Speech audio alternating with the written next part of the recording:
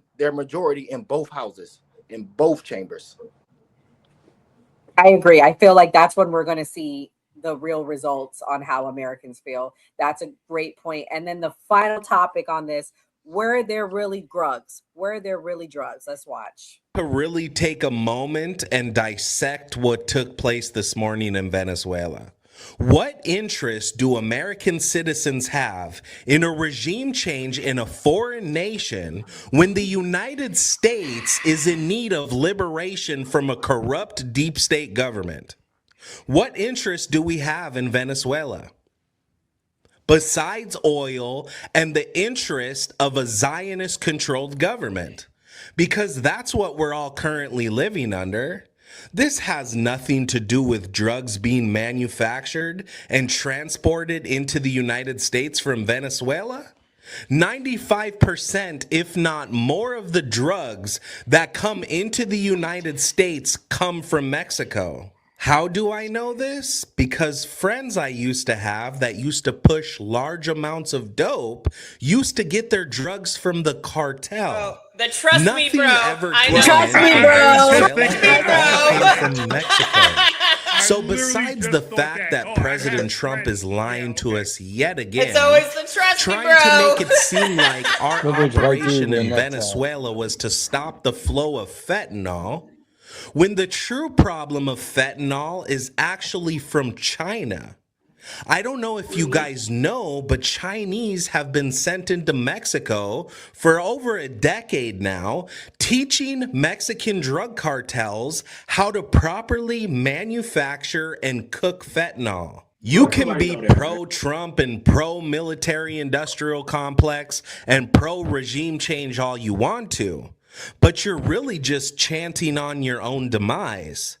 Venezuela is not the only country in South America that's gonna have a regime change. And you can bookmark this video. Colombia is next. And they're gonna try to blame the manufacturing of cocaine that comes from Colombia, when the real reason of regime change in Colombia is gonna have everything to do with the fact that they want a region that is dominated by Zionists. When you have members of the Rothschild family Okay, I didn't want all that. I just Hold wanted on. the Can I say something before anybody go? I don't know about y'all, but I hated that motherfucker's hat, man. That shit was distracting, man. That shit was trash. God damn. I hated the whole swinging back and forth in the background, making me dizzy. I hated the fact that he said everything except for ideal fentanyl from Venezuela.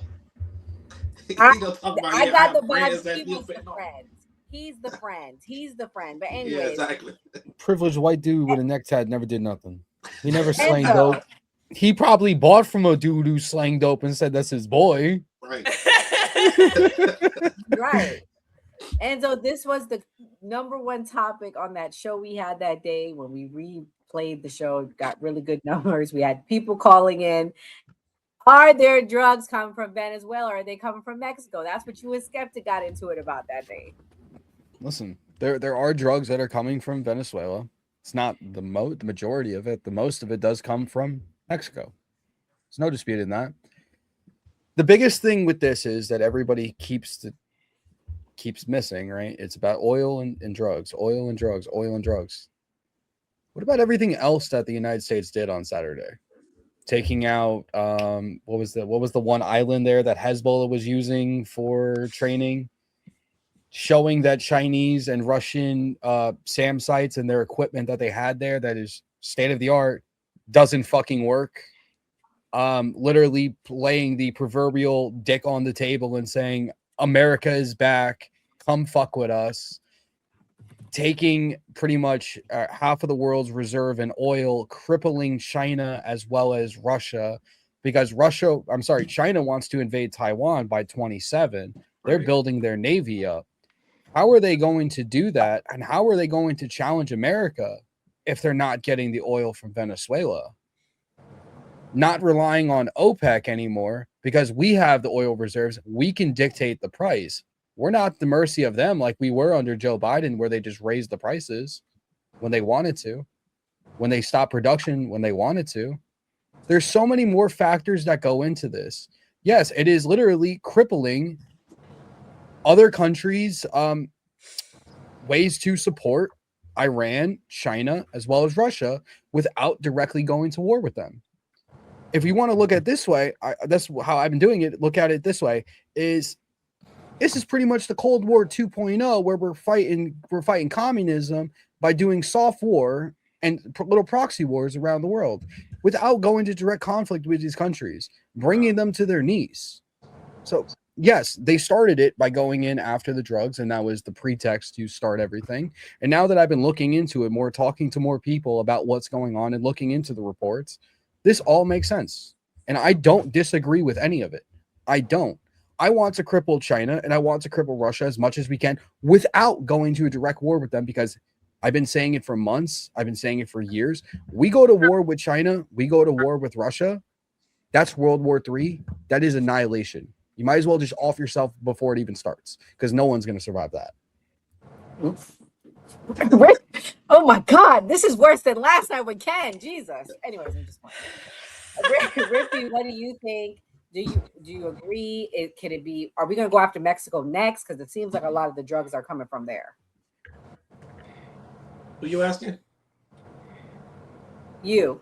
Oh, no, I don't think we're gonna go after man. And the thing is, I don't think it was all about drugs. I mean, that was a small portion of it, but they had everything to do with, foreign adversaries setting up shop in the Western Hemisphere, and then they wanted to get all the oil, like Russia and China, just like Enzo was saying. When he used that Cold War analogy, I thought that was so on point. I'm gonna use that because that's like perfect for it. So I don't think it's Mexico. I don't think it's all drugs. It has everything to do with Russia and China setting up shop over here in the Western Hemisphere, and we can't have that. Which is true. That's a good point. Yeah. I disagree. I think what is going on in Venezuela has been a promise that the American oil companies made them a long, long time ago.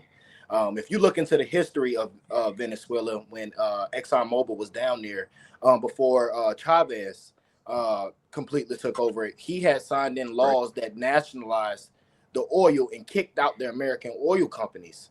And the American oil companies, when they were having meetings with Chavez, they told him that they would be back down there. And this is just them returning that promise. They found a puppet that is going to deliver on what they wanted. And Trump, being the bully that he is, they came back and they're coming to get their stuff. I mean, shit. Again, I just don't. Me as a Black American, I will never support the exploitation of a group of people for the benefit of myself, because I know how it feels to be in a group that was exploited. So, I just think it's. So who do you think is being exploited? The Venezuelans? I think the Venezuelans will later on will be exploited. America does not do anything for free. When we get down there and the oil companies get the divvying stuff up, I promise you that America will profit more than the Venezuelan people. But I'm going to tell you what Venezuelans said, because I had that same conversation with several Venezuelans when we went out to dinner Saturday night celebrating. I said that to them, and their response was, we don't care. We're being exploited now by Russia and China. Somebody's going to do it. And we were being, we have a dictator at the same time. So they were, at least we rather get 10 cents than 2 cents on the dollar. Because my question would have been for them. My question for it, nothing really has changed for the Venezuelan people. I mean, to be honest, not yet. I don't think it's gonna change. The same people are still in power. The people that Maduro has handpicked are still controlling the levees, the power. The matter of fact, the motorcycle group, or I don't even know the name of them, they was out literally grabbing people up off the streets and shooting up stuff. Like, nothing has really changed. The leader is not there, but the people that he has handpicked and put in places of power, they're not going to change. That's why he picked them. Yeah, you're right about that. Most people don't realize that, but go ahead. So my question is, what did they gain? Because that's not going to change. What did America gain? America gained control over the oil. We're getting ready to exploit it. We're getting ready to exploit them. What is that going to look like in the future for this group of people when America now needs to gain access to these resources as quickly as possible? Does that mean they're sending their people out into these oil fields when we know that that infrastructure is not built like American infrastructure right now? And they done already said many times, many experts have said that the infrastructure is faulty. It needs to be updated and everything. So does that mean they're going to get ready and send those people out there to grab oil, and many of them are going to be dying trying to fix this process? That's exploitation. I'm never going to proof of that as a Black American. I mean, I guess it's all about informed consent. I mean, these corporations are going to extract what they can, and they're going to invest all the money needed. So more than likely, they will build up the infrastructure. They'll build the roads. They'll build everything they need, housing, all of it, in order to extract the most that they can. So, but I mean, if Venezuelans know, if they want the jobs and they're honest about it, about building the infrastructures, building the roads, building the housing, building the new refineries, and so on and so forth. I mean, it's their choice to do whatever job that they see fit. But it's the first time in 25 years that they could have like a decent paying job that they could potentially provide for their friends and their family. But also it clears a pathway for, we could say, the 2 million Venezuelans here that don't want to be here. People keep forgetting the Venezuelans that are the migrants that are here, the refugees that are here don't want to be here. All of them. I'm sure most of them would probably want to go. They already gave them refugee status. Nobody's going. And that was my other reason why I'm pissed off. They gave them refugee status. Ain't no more deportation to Venezuela. That was my number one reason why I was mad. But you got to think too, like, if we can get it secure enough, if we can get enough jobs, and if we can transition it enough, some of them may want to go home, because the idea would be for these people to want to go home. They fled everything. That land holds the body of their ancestors' bones. If they could be there, I'm sure they would much rather be there. Some of the motherfuckers are up here in Boston. It's cold as hell. I'm sure they'd rather be in Venezuela. The weather looks better. It's 15 degrees outside. I'm sure they'd rather be home, okay? So if we can make it better for them, especially if it's the ones that had to flee because it was too dangerous, and give them the ability to go home and build back their country, I feel like we are obligated to offer them the chance to build back their country and to be part of a new Venezuela, if that's an option. I think what he's saying is that new Venezuela still got the this same is my people. question to Mia. What does that look like? Like, this is my whole thing. Like, some of what you were saying, I absolutely agree with, but why are they gonna want to go home? Nothing's changed.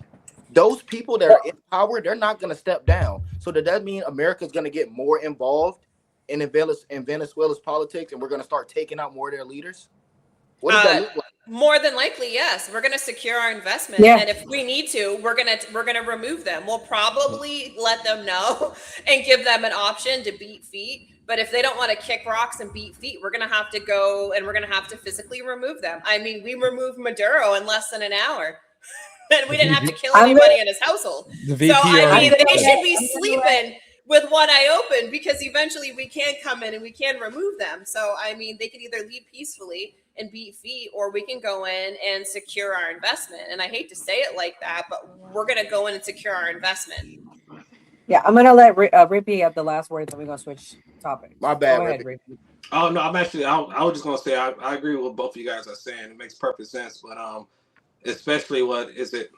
Sorry, I can't really read your name. King. But King, so basically what you're saying is no matter what, it's still even without Maduro, people don't understand that Delcy, whatever his name is, Rodriguez, he actually the person that controls the oil.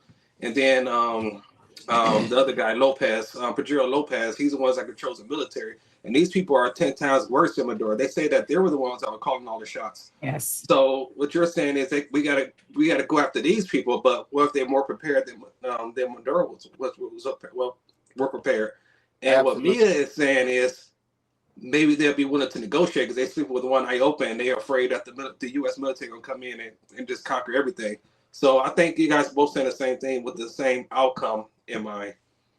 Absolutely. Yeah, and they got the first lady pretty good, so I'm pretty sure ain't nobody want to get beat up like that. Yeah, I heard she's like I have. Hold up, they beat her up. Yes, she's not. She's visibly bruised.